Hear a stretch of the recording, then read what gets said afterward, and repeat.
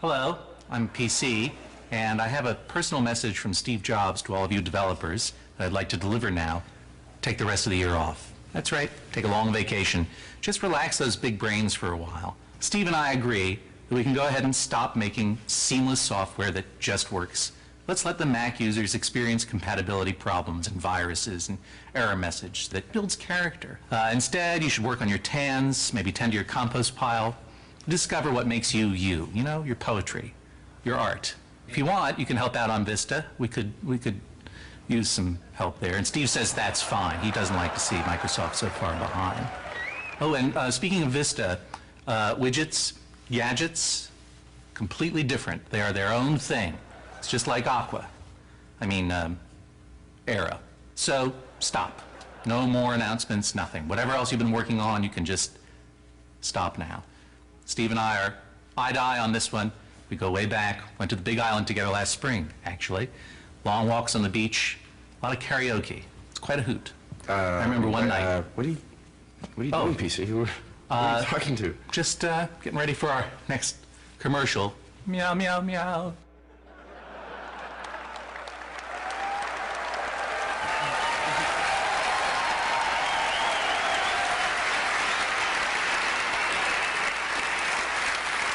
Good morning.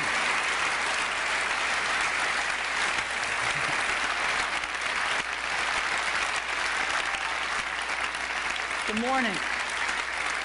And welcome to WWDC 06. Thank you so much for coming. We've got a great week planned for you. This year we've got 4,200 registered attendees. This is the largest WWDC ever, so thank you very much for making this a record event for us.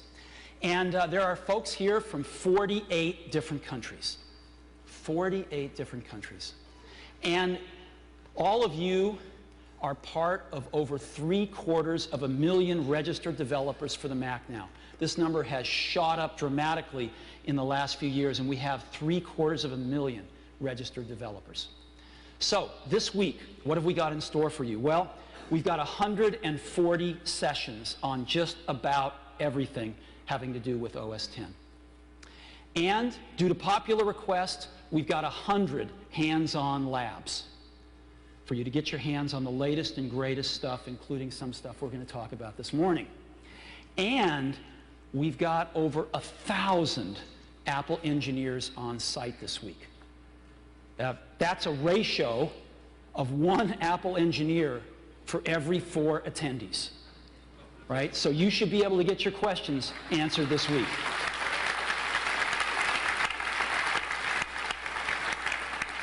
So, today, for the presentation, I have asked 3 of my colleagues to help me out. First up will be Phil Schiller, Senior Vice President of Worldwide Product Marketing. And I've also asked Bertrand Serlet, Senior Vice President of Software Engineering, and Scott Forrestal, Vice President of Platform Experience. So these 3 guys are going to give me a hand today. So let's get started. The first thing I want to do is give you an update on Apple Retail. Now, this is the latest flagship store that we opened. It's in New York on 5th Avenue. It's gorgeous. It's a 32-foot glass cube without any metal infrastructure to hold the thing up. And it's sitting right on 5th Avenue. You go down these beautiful glass staircase into the store, and it's just a phenomenal experience. It's been super successful. And if you have a chance to get to New York, I really encourage you to go visit this store. This is one of 157 stores we now have. 157 Apple retail stores. Last quarter alone, we hosted 17 million visitors throughout our stores. 17 million people last quarter alone. And for those buying a Mac, 50% are new to the Mac. We are picking up lots of new customers.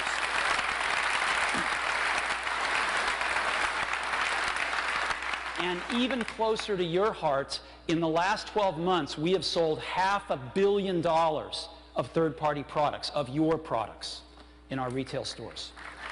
So, that's a brief retail update, and now I'd like to get on to the subject of today, which of course is the Mac. Last quarter, we had our best Mac quarter ever. We shipped 1.33 million Macs last quarter. And we're really, really happy about this. But even better was the growth rate, because the growth rate was dramatically faster than the rest of the industry, which means we're gaining market share. Now,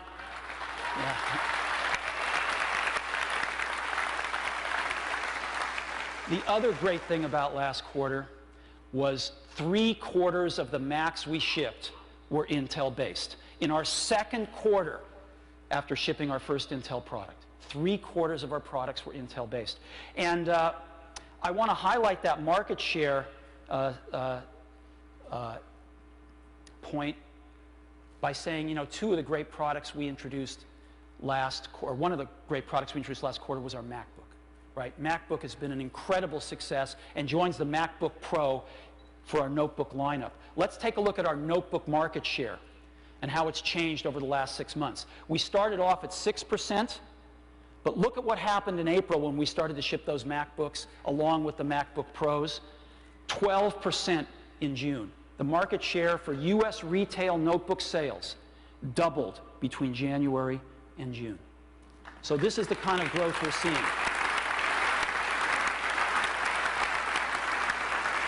So again, 3/4 of the products Intel-based. We announced our first Intel products in January, jumped on board some great new technology from Intel. This is Intel CEO Paul Otellini handing us our first wafer in January at Macworld. And in the first 2 quarters, we transitioned almost all of our products over to Intel, except for one, and that is the Power Mac. Well, today, the Power Mac is going to fade into history. And here to tell us what's going to take its place is Phil Schiller. Phil? Hey, Steve. Thank you. Well, good morning, everybody. I am so excited. I get to be the very first one to introduce all of you to the brand new Mac Pro. This is the Mac that so many of our highest-end customers have dreamed of. The brand new Mac Pro is going to be based on Intel's Xeon chipset. The latest Xeon chips, also known in the industry as Woodcrest. These are amazing microprocessors. These incredible new processors are based on the latest Core design, the Core 2s that you've heard about lately, the new microarchitecture. They are all dual core. They run at speeds up to 3 gigahertz. They have really large 4 megabyte shared L2 caches. They have a 128-bit vector engine that's even faster now than the Velocity engine that replaces in our product lines. And for our highest end customers, the features they've really wanted, they're 64-bit. Yes, these are great, great microprocessors. And like the other brand new Intel parts we've been putting into our products, they deliver tremendous performance per watt. And this is going to be really important, not only in notebooks and thin desktops, but even here in the Pro space. If you compare this performance per watt to the G5 and even the current Opterons, what you see is tremendous power for performance for each watt of power. Up to 3 times the performance in a Xeon that we got in the G5. This is an incredible jump in performance. So this new Intel Xeon chip is an amazing processor to put into our products. But in every Mac Pro, we're going to put 2 of them. Yes. All Mac Pros, quad Xeon performance. Now, the product we're replacing is no slouch. This is the fastest Mac we had ever made, the Power Mac G5. So let's compare that performance. The fastest Mac ever, the G5 quad product that we were replacing, and the new quad Xeons. We're going to use Spec Int as a performance metric of what you can get out of these systems, and you see it goes from 54 now up to 115. That's a 2.1 times faster integer performance. It's a big jump in performance for our highest end systems. And in floating point, from 48 to now 76, that's 1.6 times faster in floating point performance as well. These are screaming fast machines, and the new king of the hill for the Mac is the new Mac Pro with quad Xeon performance. It is twice as fast as the machine it replaces. Now, how about everyday applications that our professional customers use? What performance increases are you going to see there? Well, we've taken a bunch of the high-end apps our customers use for imaging and 3D and audio, and what you see is 1.4, 1.6, 1.8 times faster, depending on what you do. So real-world major performance increases. In fact, there's an application many of you in this room all use and rely on, and you want even faster performance there, and that's Xcode, and look at that. 1.8 times faster to build your applications. So this Xeon chip is a great chip. And it really hooks up into a system bus with tremendous performance. Each of those chips sits on its own 1.3 gigahertz front-side bus, delivering an amazing 21 gigabytes per second of processor bandwidth in the system. And it has a very fast memory system as well. 4 channels, 256-bit wide, 667 megahertz memory, up to 16 gigabytes in the system. That's twice as wide as the memory bus in the Power Mac G5 and faster. Now, performance per watt means we need less cooling systems inside the box, too, which means we can do more with the space we have. Yes. So we've doubled the number of drives inside the Mac Pro to now 4 hard drives, up to 2 terabytes of internal storage. And a most requested feature, we've added a second optical drive for our Pro customers as well, with all the space we gained back from not having all that cooling inside. And we've increased the front I/O in addition to the back I/O, so now there's another USB, and FireWire 800 joins FireWire 400 on the front. If you look around at the back, we've got 4 PCI Express slots, all full length now. And if you look at that graphics slot at the bottom, again, because of the more space we have inside, we're able to make that a double wide slot. So if you use our highest end graphics cards, you don't use up any of your other PCI slots to do so. Now, we have the best enclosure in the business. This is a beautiful enclosure design. On the outside, it has all the same benefits as before. Inside, it's entirely new. So first of all, let me highlight where those 4 drive bays go. It has a new drive carrier, so you can insert the drives, up to 4 of them, without any cables, without any tools. They just snap right in place. And just look at what we can do inside this beautiful enclosure. The Xeon processors, if you remember the G5, they took up most of the enclosure. The G5, the Xeons now fit into a nice compact space, gives us room for 8 fully buffered DIMMs, gives us 4 full PCI slots. You see the dual optical drive bays, just an incredible design and beautiful, simple access to it all. So this is an incredible machine. And we've had a lot of fun building great configurations for our customers. And with the new Mac Pro, for the first time, we can offer one standard killer configuration that our customers are going to love. So one standard configuration, and it's an incredible config. First of all, dual 2.66 gigahertz, dual core Xeon, so quad, a gigabyte of fully buffered DIMMs, 250 gigabyte hard drive, a great NVIDIA GeForce 7300 GT card with 256 megs of memory, a 16x super drive. This is an incredible configuration. One configuration, $24.99. So a great price point. Now, if you think about it, on the previous Power Mac line, to get into the quad processing configuration of the G5, it was $32.99. So not only is it twice as fast and better features, it's $800 less expensive. This is a great configuration. Now, I know what you're thinking. Apple makes the best computers, but they're usually more expensive. Right? That is a myth that we're going to continue to beat at and bust. And this is a great product to bust that myth. What if you were to compare this standard configuration against, I don't know, Dell? A similar configuration, about $1,000 more from Dell. So not only do we make better products, but they're also more affordable. So let's bust that myth together. Let everyone know it's not true. Now, I said there's one standard configuration, and most of our customers really like to build their own configuration. So we've really worked on tremendous build-to-order configurations and choices for our customers. Most customers go this route. First of all, you can choose what processor speed you want, all quad, 2, 2.66, and 3 gigahertz. So we said you can add up to 16 gigabytes of memory. You can add up to 2 terabytes of internal storage. You can have that NVIDIA graphics card, or you can upgrade it to a really great ATI Radeon X1900 card. Or if you really want the highest end graphics performance, a killer card from NVIDIA, the Quadro FX 4500 as well. Of course, you can add wireless to it with both Bluetooth and AirPort. On and on, you can make almost 5 million configurations of the new Mac Pro. So one standard configuration, but endless possibilities. So that's the new Mac Pro. It's a quad Xeon 64-bit workstation.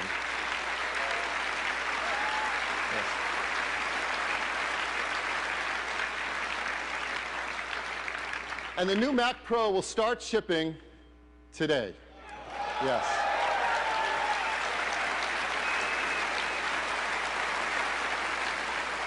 So now the Mac Pro joins the rest of these great products. And they've all transitioned over to Intel, and our transition is complete. We have cut over all of our product lines to Intel processors. We started on January 10th, and we finished the transition today. Just 210 short days. And I don't know about you, but I really want to thank our engineering team for doing the impossible that no one else has done to cut over our product line. So thank you.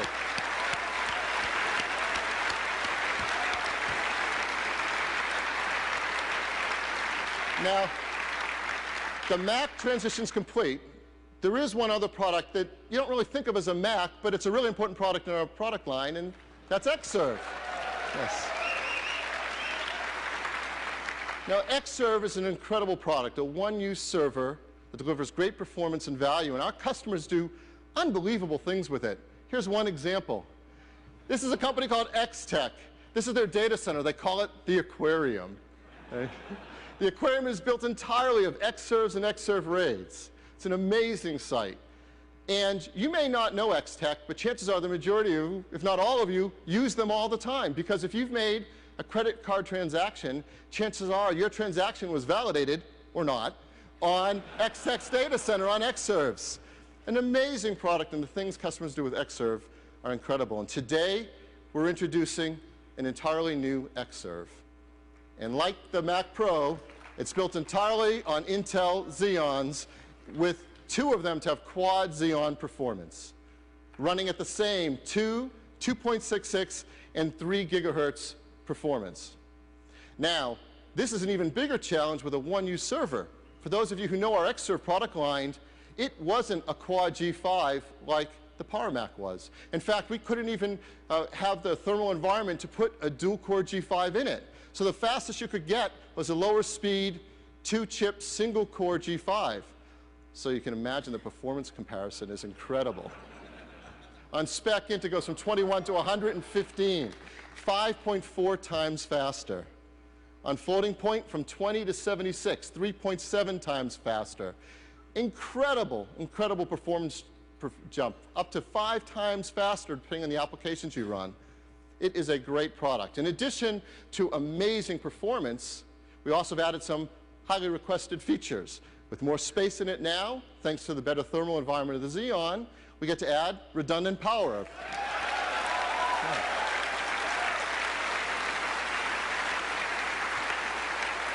We get to up the storage to 2.25 terabytes. And one of the features our customers asked for is remote management, so new software for lights out management, so you can manage your servers from anywhere in the world. And the Xserve is entirely built to order. All of our customers can make the configurations they want, and so now they can make up to 1 million configurations of Xserve. So we made a standard configurations to give you an idea of what that might look like. What if you build a quad Xserve with a gig of memory, an 80 gig hard drive, the lights out management, built-in graphics, unlimited macOS 10 client license, $29.99. Now, if you compare that to the previous Xserve, you got single core dual G5s, a fifth the performance at $39.99 previously. So this is a huge jump, 5 times the performance, $1,000 less price. And again, Dell's been really aggressive on server pricing. So they must be really affordable there. So if you compare even the latest Dells with the latest Xeon processors in them, Xserve even beats that there. So over and over again, not only making better products, but busting the myth that they're more expensive.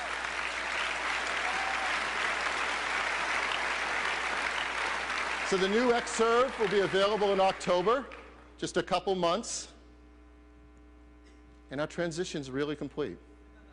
So thank you all, and enjoy our new systems. Steve?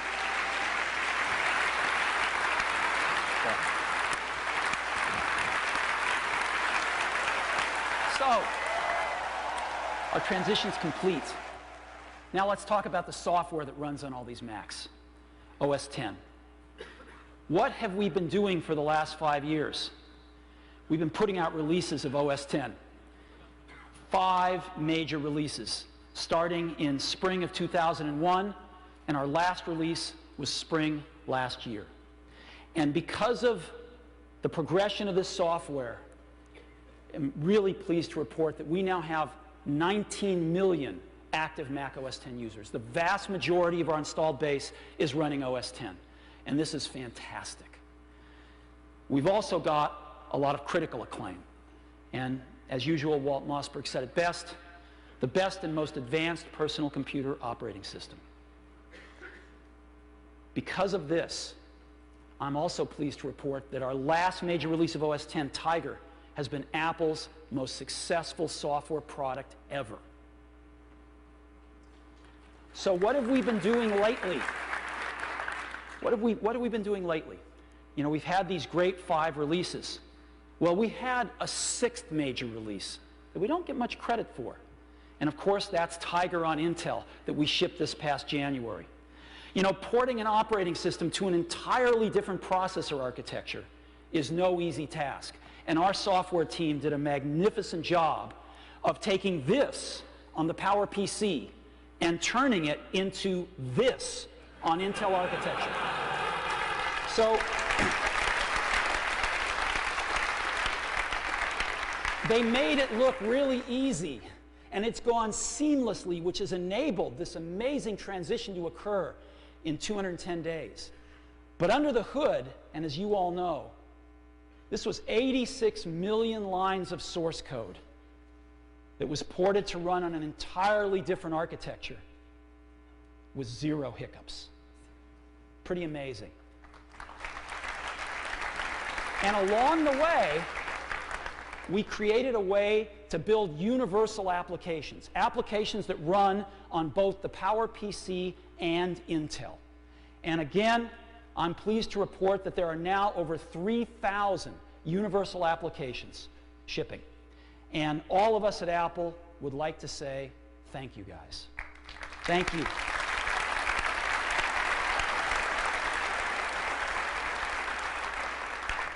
You guys have done a phenomenal job in 210 days getting your application shipping universal. And there's a lot more being announced during the developer conference this week.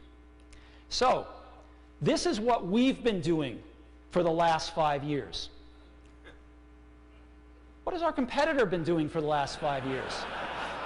Well, they've been trying to ship a single release that's had many names, but is now called Vista. And to give you our thoughts on Vista, I'd like to bring up Bertrand Serlet. Thank you.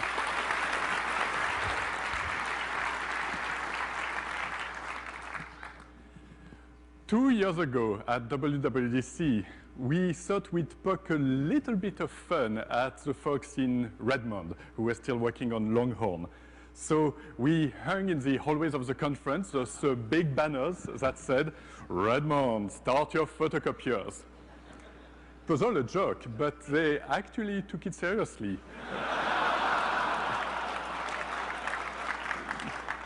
why am I saying that? Well, let's look at the typical screenshot of Tiger and what we've seen on the latest beta of Vista.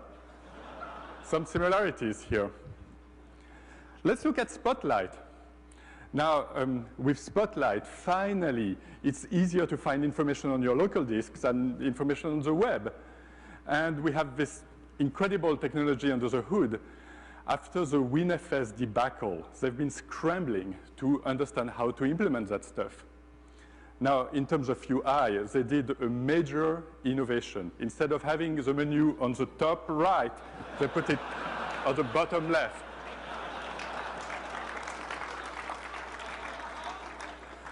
Another key technology is, of course, the browser technology. With Safari, we kind of restarted innovation and creation in the browser space by having a browser that's both elegant, simple, yet powerful.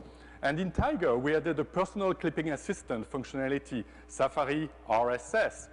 Guess what? IE7 RSS.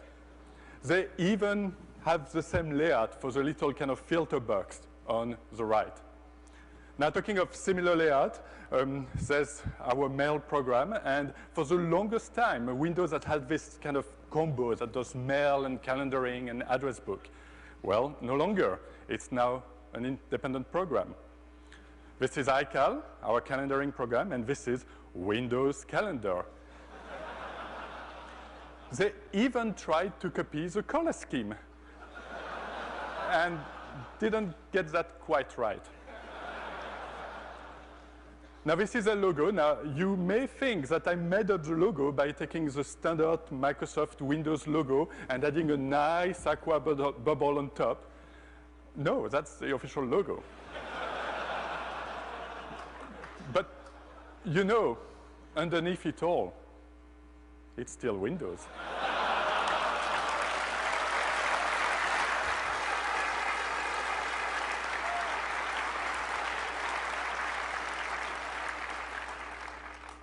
It still has the registry as its core. It's still DLL hell. And it has this well-loved feature that's called activation.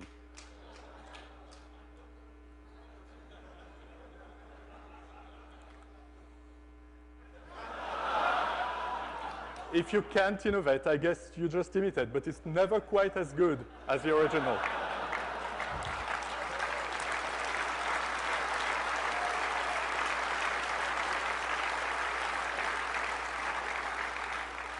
So, enough said about Vista. Vista is still in the future for Windows customers, but for us, it's features from our past. It's features we've had in Tiger, in Panther, some since the beginning of macOS 10, and we've already iterated several times on those features. So to talk about the future, our future, I'm going to turn back to Steve. Great job.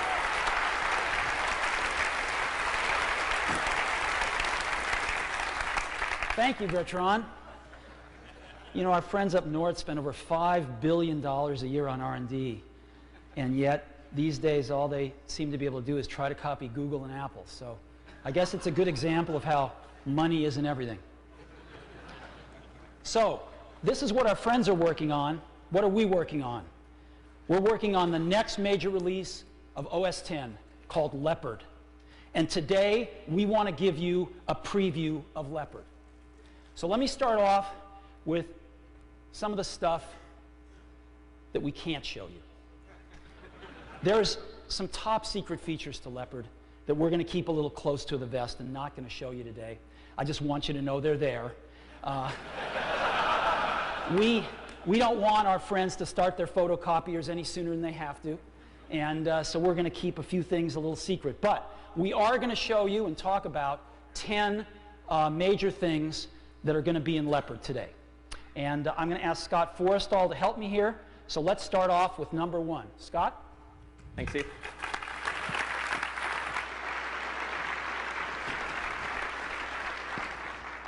So the first feature of Leopard I'd like to tell you about is support for 64-bit applications. Now in Tiger, we brought support for 64-bit at the Unix layer. And that means the Mac Pros that we announced and are shipping today ship with support for Unix, because those Mac Pros are based on a 64-bit Intel architecture.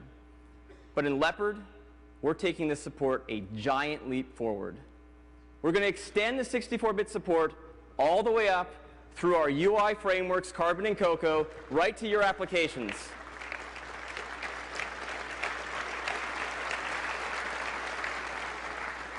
This means in Leopard, you can have a fully native 64-bit UI Carbon application. You can have a fully native UI Cocoa application. And we did this in a completely 32-bit compatible way. So the same frameworks that support 32-bit now also support 64-bit. That means you can run 32-bit applications side by side with 64-bit applications. None of these applications are emulated. None of them are translated. They all run completely natively. So full 64-bit support, top to bottom. That's number one.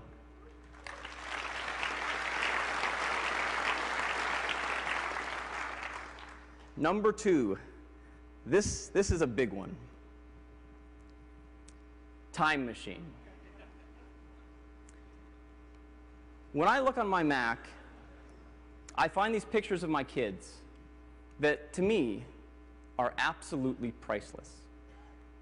And in fact, I have thousands of these photos.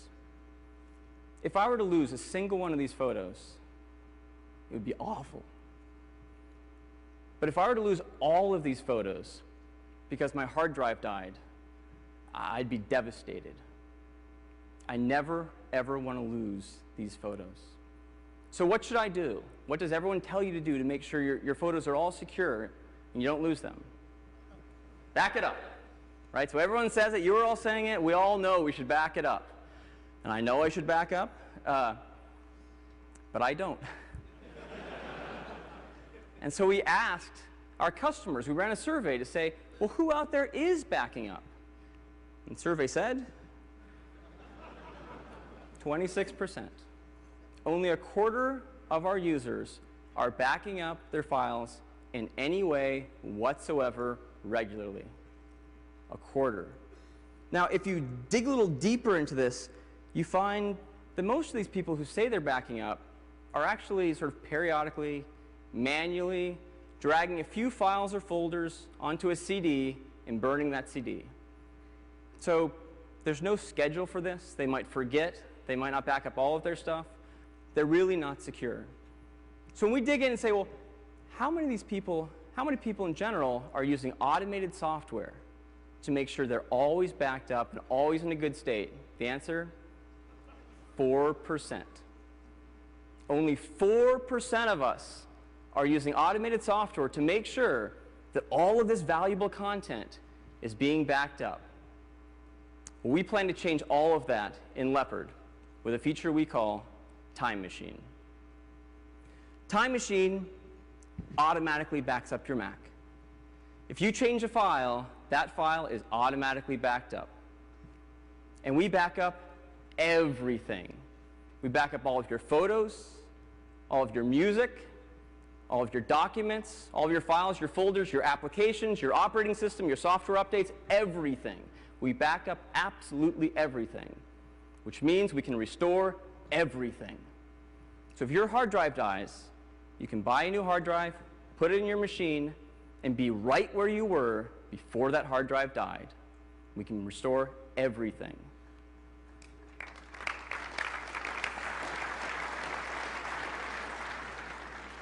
On top of this, you can restore a la carte. So if there's one file that you're missing, you can go and restore just that one file. One photo, one folder, whatever, you can restore just that one item. We allow you to back up to a hard drive or a server. So in this case, you can plug an external hard drive in. We'll automatically notice the hard drive, configure it automatically, and start backing up your machine. But the coolest part about Time Machine, and the reason we call it Time Machine, is because we have a whole new way of backing up and restoring your files. Have you ever had an incident where you're working on a document and you do a save, and you meant to do a save as, and you just overwrote that original and you didn't want to do that? In the back row. And you wish you could just go back in time before you'd done that and recover that file and bring it back to the future. With Time Machine, you can. Have you ever looked in a folder for a presentation? That presentation's missing. It's not there. But you remember last month you were working on that presentation and it was in that folder. Don't you wish you could just go back in time to last month when that presentation was in the folder and you could grab that presentation out of the folder and bring it back to the present? With Time Machine, you can. And you know, let me show that to you now.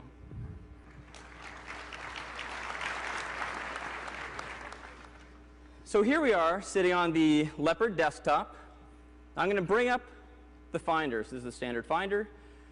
On my sidebar here, I have this thing called Important Stuff. And these are the 5 files that my son and I were working on the 4 files that my son and I were working on. There was a presentation he was working on that used to be in this folder. This is generally when panic sets in. It used to be here, Dad. What happened? So with Time Machine, no worries. You go down here to the dock. This is Time Machine. Click on that, and we enter Time Machine.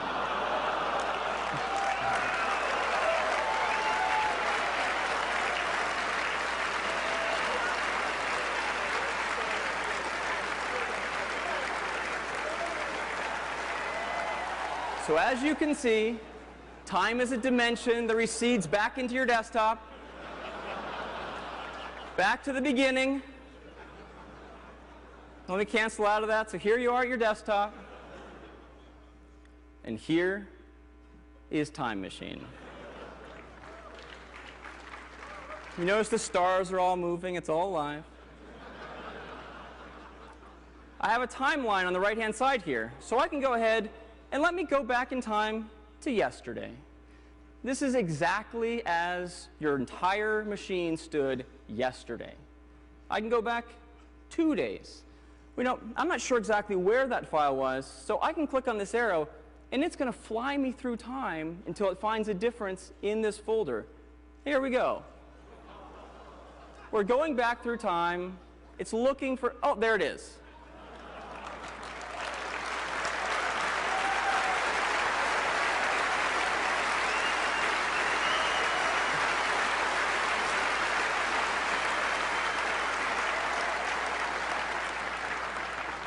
So as you can see on the bottom, this file was deleted sometime after Saturday, June 24th. It is here. I can double-click to get a preview of it. Yep, this is exactly the presentation he was working on. And now, to bring it back to the present, I just click Restore, Done.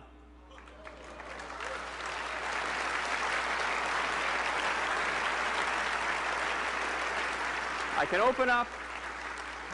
It's in Keynote. This is exactly the presentation. It is that easy to go back in time and bring back things that you want to restore. This is Time Machine.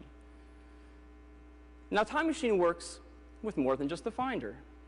It can work with other apps. In fact, it can work with your apps as well. Let me go into the address book, and I'm going to look for Sonia. Now, it's not there. Well, it turns out a few days ago, I was cleaning up my address book, so I deleted some old contacts I didn't need anymore. I must have accidentally deleted Sonia's. Again, no worries. Enter Time Machine. Here we are.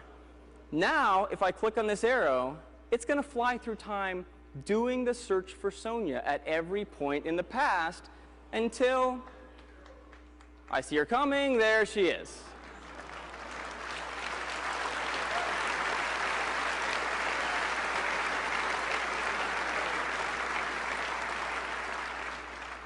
Again, I just click Restore. It pulls that card from the past, brings it back to my address book. Now there's Sonia. It's that easy. Time Machine.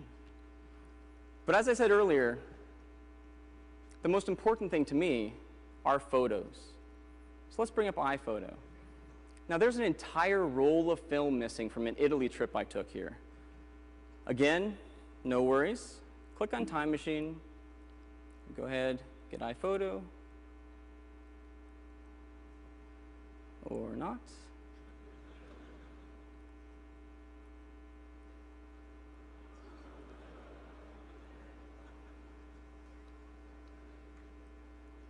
All right. That's why we have backups. I'm going to go ahead, bring up iPhoto. In the oven. Bring up. Yes, I wish I could go back in time before that happened. Here I am on iPhoto. Click, fly through time until it finds those photos. Select the photos right in here. Hit restore. Restores them all right back to the present. There they are now in iPhoto.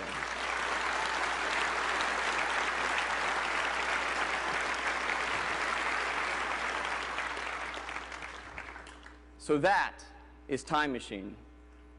We think it is absolutely the best way to back up all of your files, everything you have, restore everything, but the coolest thing is the ability to go back in time to restore files and bring them back to the present. Time Machine. Number 3, I'd like to turn it back to Steve. Woo.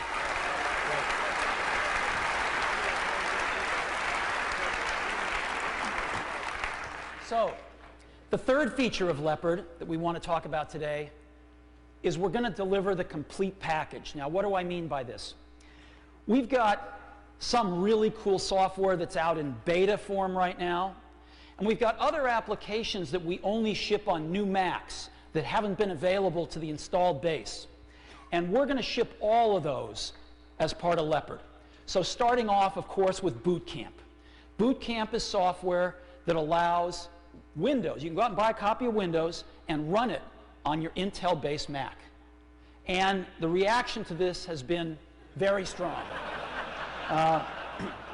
And since we put Boot Camp out for beta, there's been over 500,000 downloads, which is great. Obviously, we're finishing up Boot Camp. It's going to be even better than the beta, and it's going to ship as part of Leopard. Another application that we ship on some of our new Macs is Front Row. Front Row gives you access to all of your media, your photos, your music, your videos from across the room, sitting on your couch. It's a wonderful way to access your media. The next generation of Front Row is going to be built into Leopard. Another example is Photo Booth.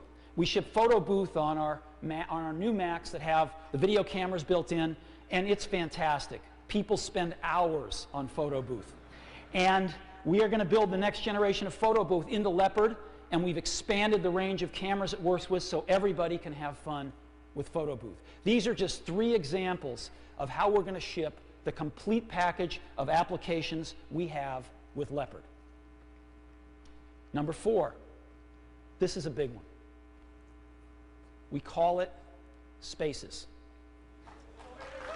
Now, what is Spaces? Spaces is a new way of working on your Mac. If you're like me, you're doing a bunch of things at once. You've got a lot of apps running at once, and yet the tasks you're doing each require a few apps together. And wouldn't it be great if you could take those few apps required for a given task and create a space for them to be in? Another task has its own space with its collection of apps, and to be able to rapidly switch between those in a super intuitive manner. Well, let me show you Spaces now.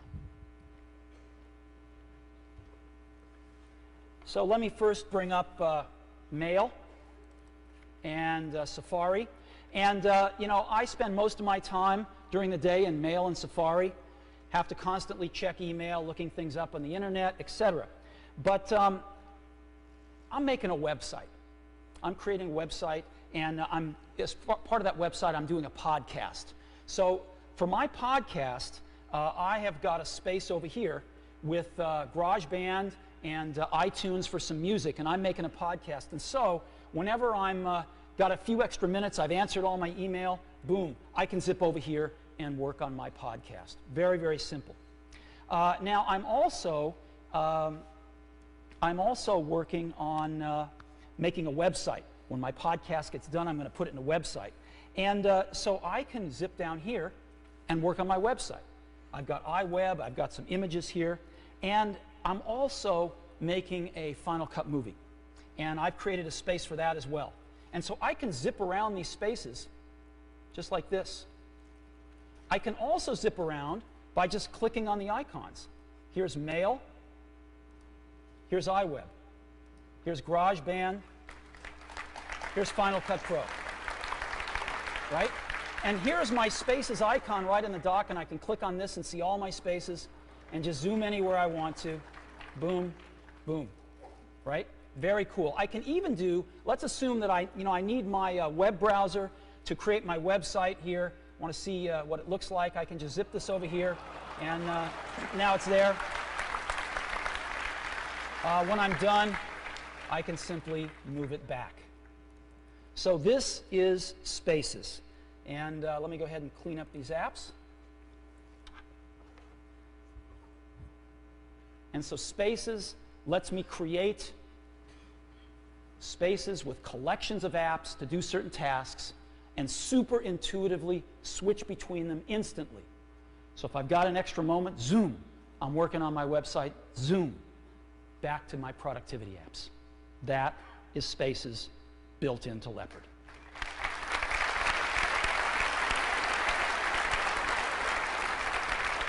Number 5, we'll turn it back to Scott. Number 5 is Spotlight. Spotlight was one of the great features of Tiger. It allows you to instantly search for any file on your machine by file name, by metadata, by contents, by all sorts of things. We're going to make Spotlight even better in Leopard. The first thing we're going to do is enable you to use Spotlight to search other machines. So if on your network there are other machines that are sharing files with you, you can now use Spotlight to remotely search them. If you have the permissions to see the files, you now have the ability to search them. This means if you're at home and you have several Macs in the house, you can sit on one Mac and search all the rest of them in the house. We're also adding the ability to search servers. So if in the office, if you have a workgroup server with all the shared assets, then from the comfort of your desk, you can search that workgroup server and find exactly what you're looking for. Next, advanced search. We've heard a lot of feedback probably from many of you in this room that you want advanced syntax for searching. You want Boolean operations. You want to be able to specify the file type right in the search query. We're adding all of that to Spotlight in Leopard.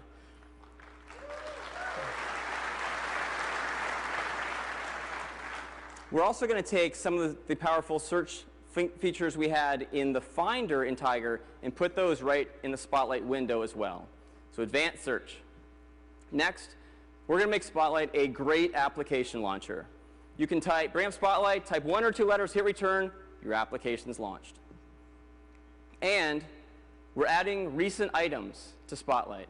So when you bring up that Spotlight window, it'll be pre-populated with all the recent things you've been doing.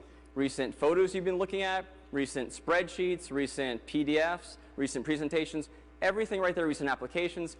So often, what you're looking for is right there without even doing a search. That is Spotlight for Leopard.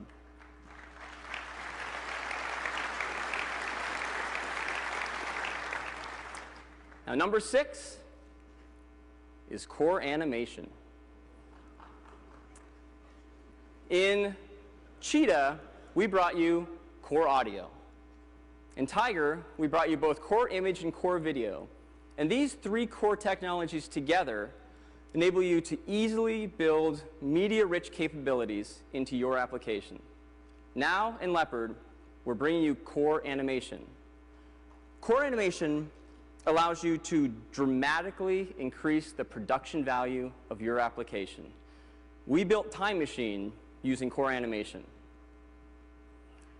core animation lets you take a scene and decompose it into layers. You can have a few layers, or you can have thousands of layers. Each of these layers can be text, images, motion, video, OpenGL, quartz compositions, almost anything. For each of these layers, you specify a start state, a goal state, and optionally, you can supply some keyframes in between. Now you're done. Core animation will provide and manage the entire animation sequence between those states. So these states can include things like position, orientation, but also color, size, opacity, all sorts of things. And to really show you the power of this, I've got to show you a demo. So we started with a screensaver that we had in Tiger. And this screensaver in Tiger took us around 4,000 lines of code to write. There's a lot of OpenGL in there, around 4,000 lines of code. So the first thing we did was rewrite it in core animation. And in core animation, it's 400 lines of code. It's 1/10 the size. But once you get into core animation, this looks boring. We can do so much more. All these albums, they're on their own layer. So you can move them independently in 3D space. You can also, of course, move the camera around and fly. You can pick one album and flip it over and see what text tracks it has for the song track in the back. But even this is just scratching the surface of the power of core animation. Recently, we were running this iTunes commercial where we build a city out of albums. That was a movie. This is being built live. All we're telling core animation is where an album should start, where it should end, and optionally some keyframes in between. Core animation does all the rest itself. This is not a movie you're watching. It is being produced live on here. It's in fact interactive. I can go ahead and I can zoom out. I can pick an album. We fly the camera around to it. Pick another album, flies around. It's just that simple. And this final demo application is still written in half the number of lines as that original screensaver. It takes 2,000 lines of code in core animation to do all of this.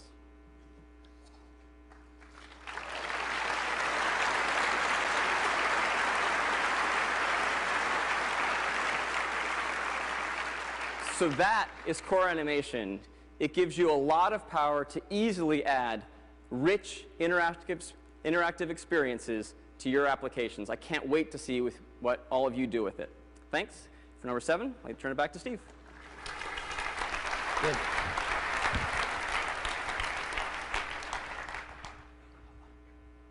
Mac OS X is so great that we want everybody to have a chance to use it.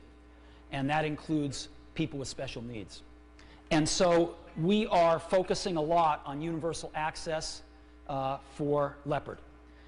We've got some major enhancements to voiceover, a technology we introduced in Tiger, which is really important. We're adding Braille support. We're adding closed captioning support in QuickTime. We've got some much faster and better ways to navigate around the whole system. So a lot of work going in to universal access. And I just want to share one aspect of that with you now, which is voiceover.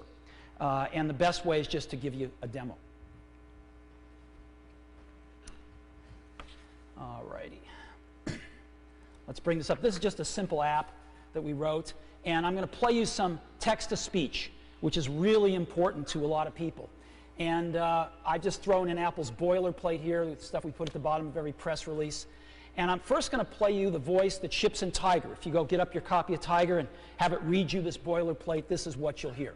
Apple ignited the personal computer revolution in the 1970s with the Apple II and reinvented the personal computer in the 1980s with the Macintosh.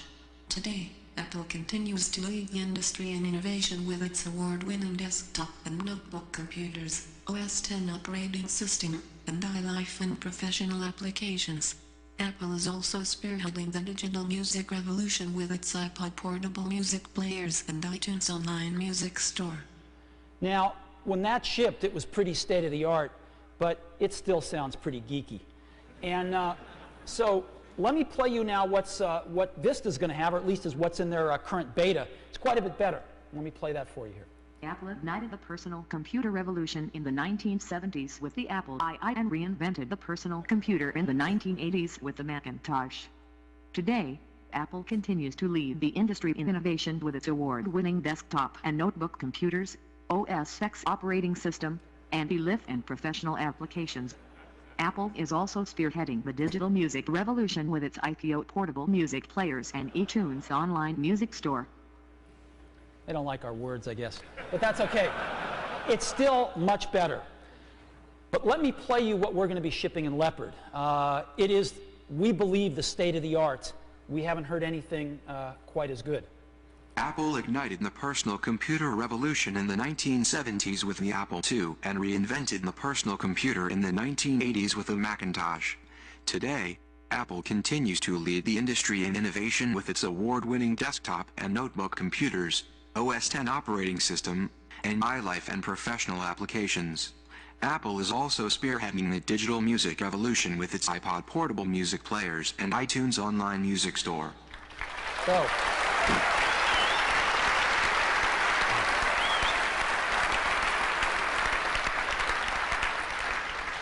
this stuff's really important to a fairly large set of users. And if you're listening to things all day, one of the things these users like to do is speed things up. And text-to-speech systems, generally when you speed them up, the quality goes way down. Listen to what we've come up with for Leopard. We've sped it up quite a bit here. Apple ignited the personal computer revolution in the 1970s with the Apple II and reinvented the personal computer in the 1980s with the Macintosh. Today, Apple continues to lead the industry in innovation with its award-winning desktop and notebook computers, OS X operating system, and iLife and professional applications. Apple is also spearheading the digital music revolution with its iPod portable music players and iTunes online music store. So,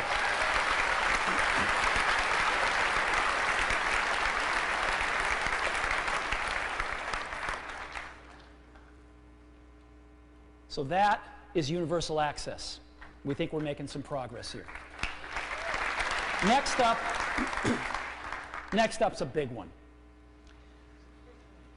We're making some major enhancements to Mail for Leopard. Now, if you're like me, you live in Mail. And anything we can do to make Mail better, more productive, gets real exciting. So for Leopard, we're doing some really great things. I want to highlight some new creative things we're doing with Mail and show you a few of them. The first one is stationery. We're adding stationery to Mail, we're adding notes to Mail, and we're adding to-dos to Mail. So let me take you through what these things are. First, let's start with stationery. You know, I just got back from a vacation. I've got some photos I want to share, and of course I'm going to send them around in an email, and it would look something like this. Wouldn't it be great if I could just open some stationery and apply that to my email and have it instantly look like this? Well, I'm going to be able to do that in Mail. And this is just a standard, industry standard HTML email. It will show up this way on every popular email reader, on any computer around. So you can send emails like this to anybody, and they're going to look like this when they get to the other end. You can also make your own stationery. Let's say you're a school, you've made some stationery like this, you just fill it in, boom, and send it out. That easy. We're shipping a lot of templates in Leopard, and you can make your own and do your own thing if you'd like. So that is stationery. Second thing is notes. If you're like me, I send a lot of emails to myself.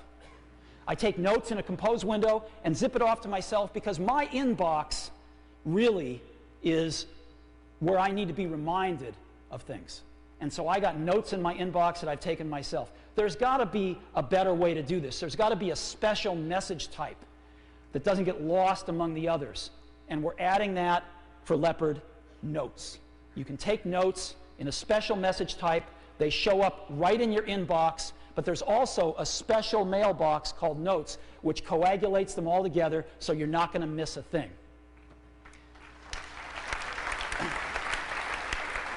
Now, a lot of times we'd like to keep to-do lists, and we could send those to ourselves in email too, but we'd like something much more powerful. And so we're creating that for Leopard. You can take any note as an example, and you can just select something and say, make it a to-do, and boom, it is now a to-do. Let's select something else, and boom, it is now a to-do. And I can set priorities and due dates and alarms and all sorts of things for these things, and they show up like this. But it's even more powerful than this. I can take any incoming email message or any other document, I can select something and say, make that a to-do, and it makes it a to-do. But it's not just mail. We've created a to-do service throughout Leopard, and any application can tie into it. Any application can contribute to-dos and view to-dos and check them off, et cetera, et cetera. And so iCal's tied into this. So you make a to-do in mail, you're going to see it in iCal, and vice versa. All of your apps can tie into this and have one system-wide to-do service where everything is kept track of. So let me show you a few of these things now.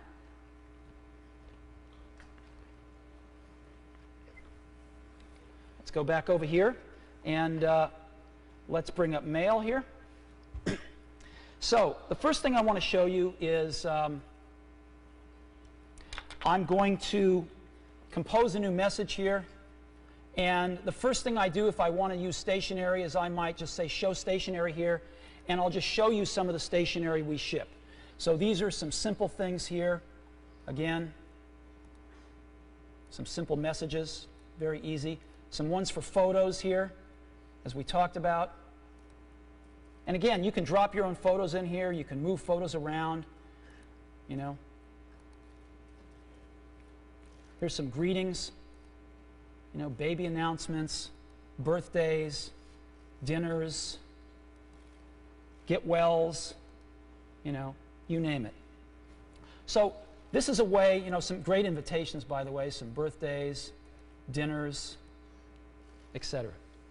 Now, one way is you can start with one of these templates, or another way you can go about things is to start with a mail message that you've already written. I've got a draft here, and I'll just start with this. All right, there we go. Boom. And, you know, I could have forgotten about stationery. My God, I remember. I could put this in stationery. I just go grab something here, photos, boom. Puts it in there with all my text and all my photos. I can move photos around if I want. Real easy. So very, very easy to add stationery.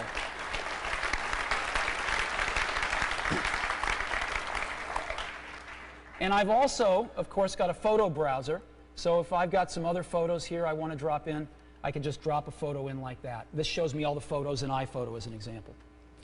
So it's very, very easy to create stationery. And you can create your own and save it under favorites and access it very easily. Now I want to show you notes. So the first thing I'm going to do is go back here. I'm going to create a note. So let's just see. What do I want to say? I want to say make sure Leopard gets done on time. You know, squash all Leopard bugs and blow away Vista.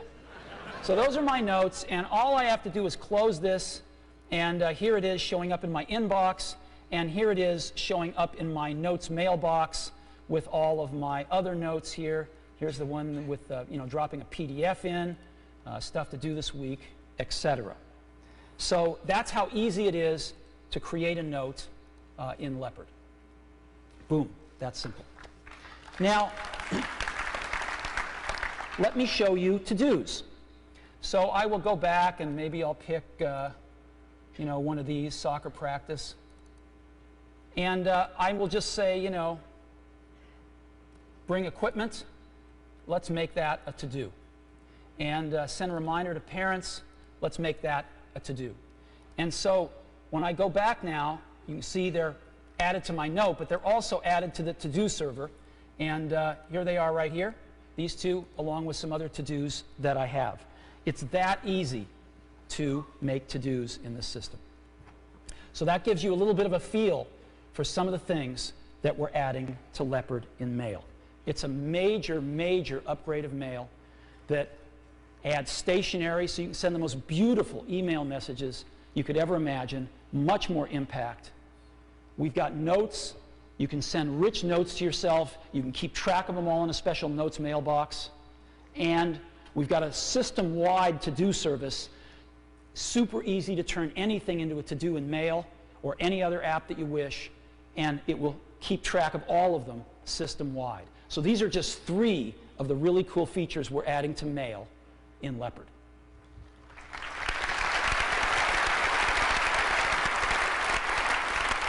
Number 9. Scott? Number 9 is Dashboard. Dashboard is one of my absolute favorite features of Tiger.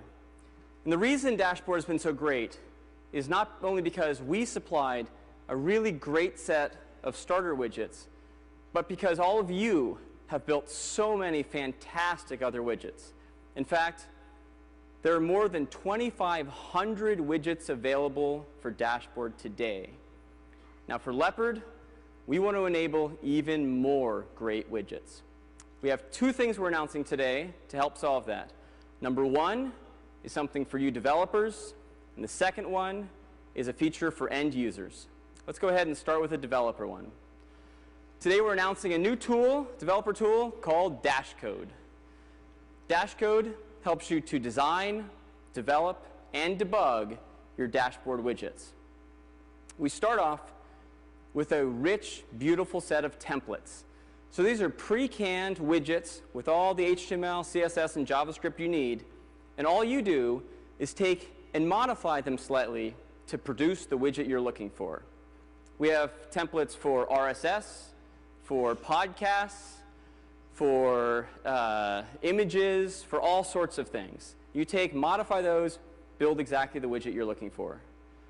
On top of that, Dashcode is a great visual editor for HTML and CSS. So instead of editing in a text document the HTML, you visually lay it out, you set the colors and size and everything else, we'll produce the HTML and CSS for you. We also ship with a rich parts library. So we have everything from search fields to buttons to controls. You drag those out. We ship with all the JavaScript for those. Put them in your widget. You're done. We have a nice JavaScript editor. And this is big, a full JavaScript debugger.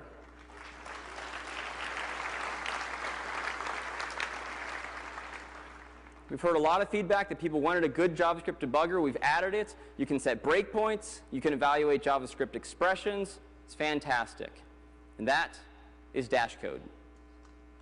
Now, the next feature, and this is the one for the user, is called WebClip. We've come up with a way where anyone can turn any part of any web page into a widget. And I really just have to show that to you. OK, so let's go ahead and bring up Safari here. And I'll go to a comic strip that I like. Let's say, actually, I like Dilbert a little better. The danger of Dilbert. OK, so here's Dilbert. So let's say that I'd like a widget of that comic strip. In Dashboard, or now with WebClip, all I need to do is click this button in Safari. It brings me right up into Dashboard. It loads up that page inside this new widget. I can now just lay it out, find exactly the part of the page I'm interested in, drag it to there, and I'm done. That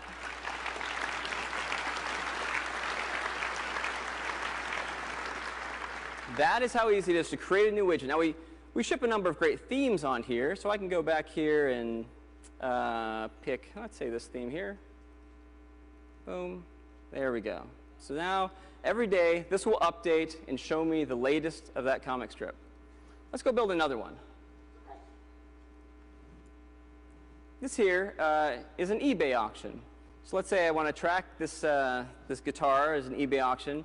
And I'd like sort of throughout the day to continue to see what the price is, what the bid is. I can create my own widget again, clicking on this. It loads that page right up here in this new widget. Lay it out just like so. Done. I'll apply a theme that makes it look like it was just torn out of the web page. There we go. And this whole thing's live, so I can click through the pictures. It's a live widget of that part of the web page. Let's go do another one.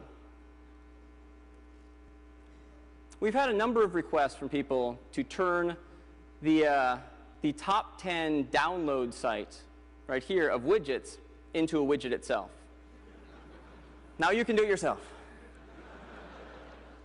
Go ahead, drag it over to here, line it up exactly how you want.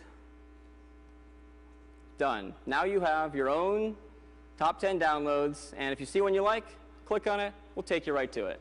It's all live.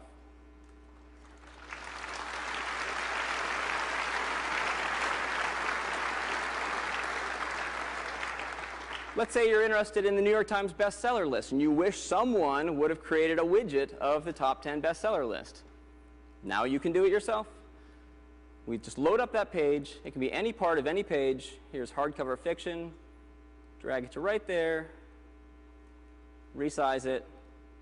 Done. Again, I can apply a nice theme to it. Let's go for that.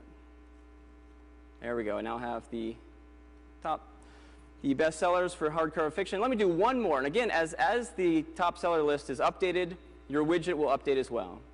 The last one I want to do are webcams. There's a lot of webcams out there. And some use QuickTime, some use Java, JavaScript, some use just animated images. You can now turn any webcam out there, no matter what it is, into a widget. Again, I can apply a theme to that. Let me grab that one. Done. So, throughout the day, here you are, working normally. You bring up Dashboard.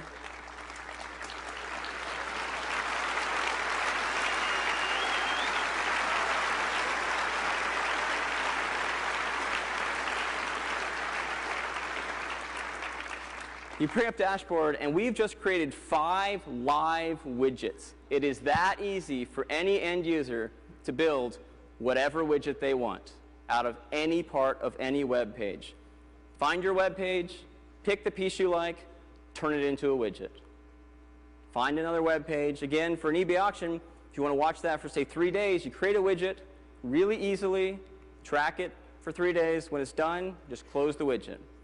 So we think with Dash Code, we have a great solution for developers to even more quickly build high-fidelity widgets.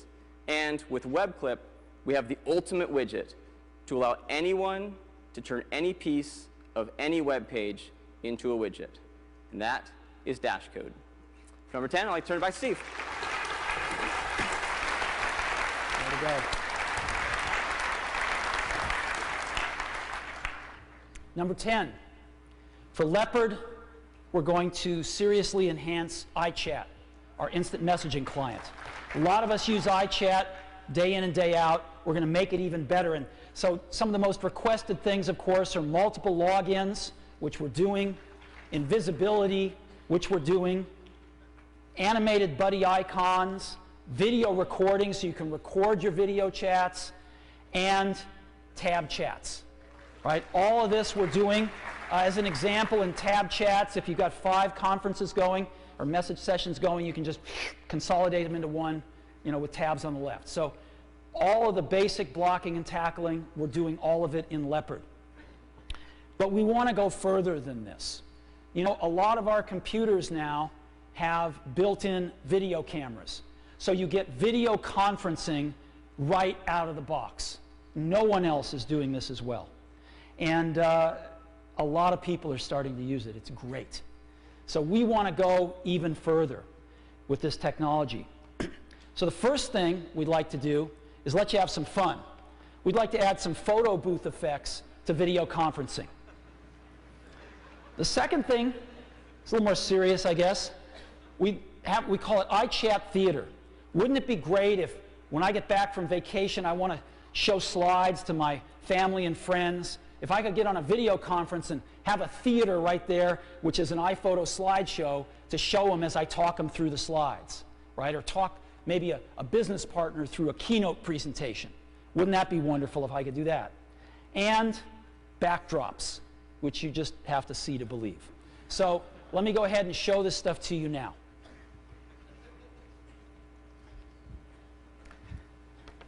So what I'm going to do is just go to iChat, and I don't have a lot of friends, just Phil. So I'm going to request a video chat with Phil here. Hi, Steve. Hi, Phil. How you doing? Good. Just back here at the office working away. Yeah. Hey, listen, I want you to help me demonstrate some of this new iChat stuff to everybody. So let's start with photo booth effects. What can you show us? Oh, this is a lot of fun. I can just do cool things, little Jay Leno look. Or maybe let's do a little more Picasso-like thing. The performance of this in real time is unbelievable. It's so cool. And I'm willing to do this for you. Check this out. You look marvelous. Little Cyclops thing. So just amazing real-time effects that feel just fast and fluid. Well, that's fantastic. It's getting a little weird, but pretty cool. Okay, now let's move on to iChat Theater. This is very, very cool. Let's say you want to show me an iPhoto slideshow. Why don't you go into the theater and show me what you can do now? Sure, this is great. I'm just going to go right into iPhoto, and I'm going to bring up a photo slideshow that perhaps I wanted to show you of a vacation. And I just choose to play it. And now inside our iChat, you're watching the iPhoto I'm showing with the slideshow. That's cool.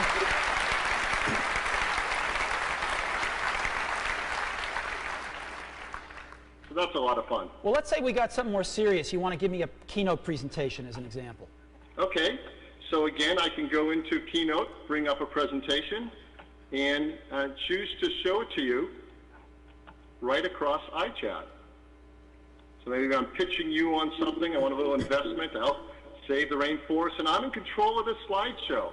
I'm talking to you. I'm clicking on the slides that I want to advance to. In Keynote, you're getting the transitions and effects all the way across the internet, anywhere in the world. That's very cool. Now, Phil, let's say you work at our ad agency and you're trying to show me the latest edit of a certain ad. Can we do that? Sure. Yep. They create so many cool ads, and the ability to show them to us all the way around the world can now be done over iChat. I'm going to bring up an ad, and you can imagine this is a fun one that we wanted to show the team that they were working on, and let me just play it, and it's playing from QuickTime. Hello, I'm a Mac. And I'm a PC. Action! Action! Action! Inside, you okay? No, I'm not okay. I have that virus that's going around. Oh, yeah. You better stay back. This one's a doozy. That's okay, I'll be fine. No, do not be a hero. Last year there are 114,000 known viruses for PCs. PCs, not Macs. So, just grab this. I think I got a crash. Hey, if you feel like... That'll help. Good. Phil, that's fantastic. Thanks. Now, let's talk about backdrops. You know, wouldn't it be great if you could be somewhere other than you are when you're on an iChat? And I've often wished that. so show us where you can go, Phil. This technology is amazing. There's no green screen or blue screen behind me, but what I'm going to do is I'm going to step out of the frame and let iChat set the background. I'm going to come back in, and I'm just going to drag a photo into iChat, and I'm at the beach.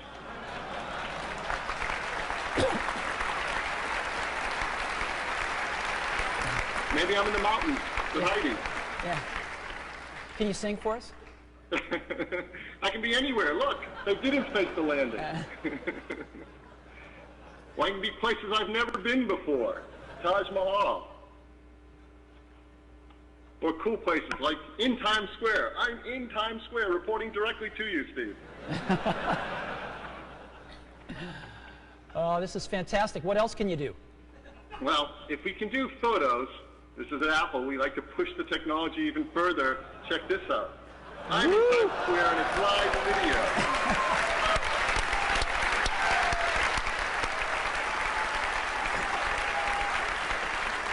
It can be anywhere in the world. The Louvre looks like the Apple Store. Hey, I found Nemo. And this one is a lot of fun. Okay. Whoa.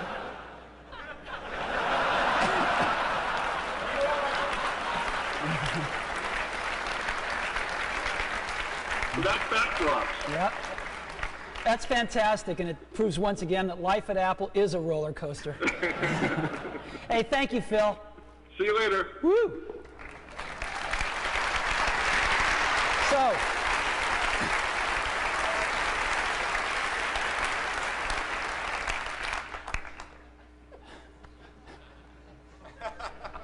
photo booth effects, iChat theater, just awesome stuff, and backdrops, both still and video.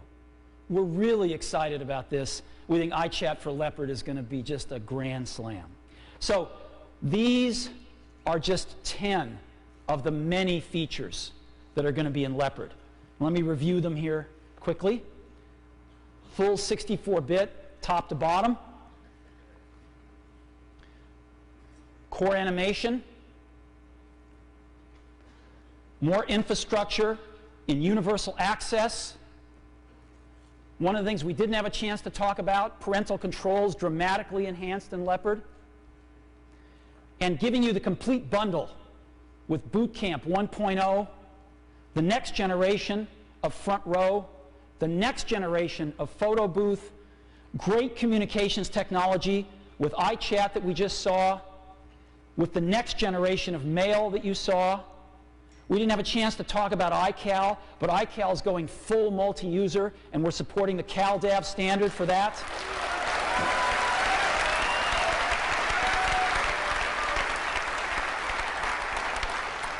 Taking the revolutionary technologies of Tiger to the next level with Spotlight and with Dashboard. You saw Web Clip and developer tools with Dash Code. One of the other things we didn't have a chance to talk about today was Xcode 3. Today we are announcing Xcode 3 at the afternoon session. It is a giant leap in Xcode, and I would suggest that you learn all about it because I think you're going to want to use it. Spaces, a whole new way of working with our Macs. We think this is going to be a very, very big thing. And, of course, Time Machine. Time Machine, we think, is going to be a breakthrough in backup and recovery. With our entire digital lives on our computer, Time Machine is none too soon. We think it's going to be a fantastic feature. And all of this technology is going to be in Mac OS X Leopard. And we want to get it in your hands as soon as possible. So we have a developer preview, which we're going to put in your hands today.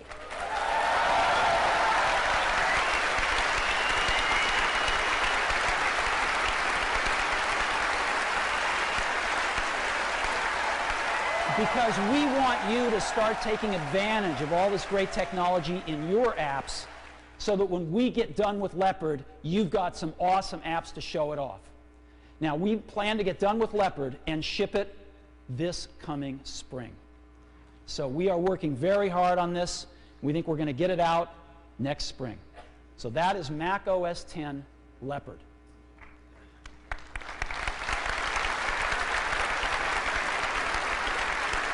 So, thank you for coming. We think we've got a great week for you. Again, 140 sessions, 100 hands-on sessions, and over 1,000 Apple engineers on site. We've got the new Mac Pros in these hands-on sessions, so you can go get your hands on them and see how fast they truly are. We think it's going to be a great week. Thank you very much, and welcome to WWDC 06. Thanks.